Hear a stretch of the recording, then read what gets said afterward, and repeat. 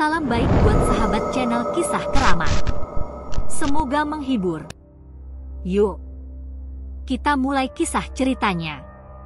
Di sebuah desa kecil yang terletak di antara hutan dan pegunungan, hidup seorang pria muda bernama Rudi. Seperti kebanyakan warga desa lainnya, ia bekerja sebagai petani. Namun, hidupnya berubah saat ia mendapatkan sebuah kabar misterius. Rudi adalah anak seorang petani sederhana yang sudah berusia 28 tahun. Setiap hari, ia bekerja keras di ladang, memanen padi, atau merawat ternak. Namun, meskipun hidupnya tampak biasa, ada satu hal yang mengganggu pikirannya. Sejak kecil, ia sering mendengar cerita tentang sebuah rumah tua di ujung desa yang konon katanya dihuni oleh makhluk halus. Rumah itu sudah lama terbengkalai, dengan jendela pecah dan pintu yang sudah hampir roboh. Warga desa selalu menghindari tempat itu. Mereka bilang, siapapun yang berani mendekat, akan mendengar suara aneh dan terkadang melihat sosok yang tak jelas bentuknya.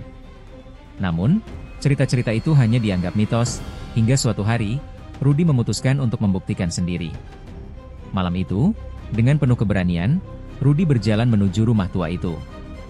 Ia ingin membuktikan bahwa semua yang diceritakan orang-orang hanya sebuah tahayul belaka. Jalan menuju rumah itu dipenuhi semak belukar yang sudah lama tak terjamah.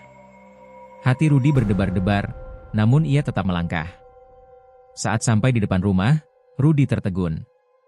Pintu depan rumah itu tidak terkunci. Penasaran, ia memutuskan untuk masuk. Begitu melangkah ke dalam, udara terasa dingin sekali, meskipun malam itu sebenarnya cukup panas. Ruangan itu gelap gulita, hanya ada sedikit cahaya yang masuk melalui celah jendela yang sudah pecah. Di dalam rumah itu, suasana terasa sangat mencekam. Kedua kakinya terasa berat seakan ada yang menahan, tetapi ia tetap melangkah lebih dalam. Suara angin berdesir terdengar dari arah belakang, tetapi Rudi merasa tidak ada angin yang masuk ke dalam rumah.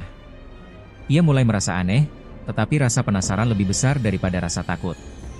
Tiba-tiba, dari dalam kegelapan, terdengar suara langkah kaki yang berat. Rudi berhenti, menahan napas. Namun, ia mencoba meyakinkan dirinya sendiri bahwa itu hanya suara dari kayu yang rapuh. Ia melanjutkan langkahnya, menuju ke ruang utama rumah itu. Begitu memasuki ruang tengah, ia melihat sesuatu yang tak bisa dijelaskan dengan kata-kata.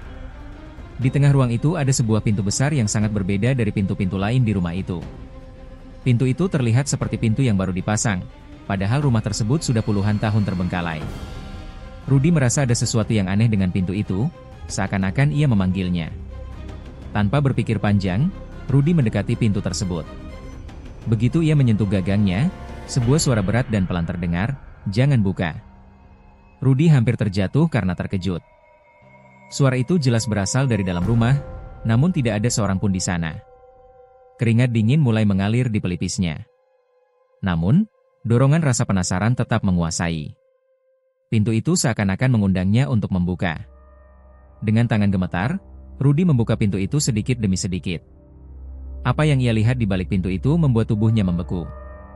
Di dalamnya ada ruang kosong yang sangat gelap, namun di bagian ujung ruang itu, ada sosok berdiri dengan punggung membelakangi Rudi. Sosok itu mengenakan pakaian putih lusuh, dengan rambut panjang yang terurai. Rudi tidak bisa bergerak. Tiba-tiba, sosok itu berbalik dan menatap Rudi dengan mata yang sangat kosong, tanpa ekspresi. Rudi bisa merasakan tatapan itu menembus langsung ke dalam jiwanya. Suara itu terdengar lagi, kali ini lebih keras dan lebih jelas, "Kau tidak seharusnya datang ke sini." Seketika itu juga, Rudi merasakan tubuhnya seperti terkunci. Ia ingin lari, tapi tubuhnya tidak bisa digerakkan. Sosok itu mulai mendekat dengan langkah yang lambat tapi pasti. Di tengah kebingungannya, Rudi mendengar sebuah suara lain, suara yang lebih familiar. Suara itu adalah suara ibunya yang memanggilnya dari luar, "Rudi! Rudi, cepat keluar!" Dengan sisa tenaga yang ada, Rudi mencoba berbalik dan berlari keluar, seakan suara ibunya memberikan harapan. Namun, setiap kali ia berlari menuju pintu keluar, ia merasa semakin jauh dari dunia nyata. Pintu itu seolah-olah tidak juga membawanya keluar rumah, meskipun ia sudah berlari sekuat tenaga. Pintu itu berubah-ubah, semakin jauh, semakin menjauh. Tiba-tiba, Rudi terjatuh ke tanah dan terbangun di halaman rumah tua itu. Hatinya berdebar kencang, napasnya terengah-engah. Ia mendongak dan melihat bahwa rumah itu kini sudah jauh lebih gelap, lebih angker.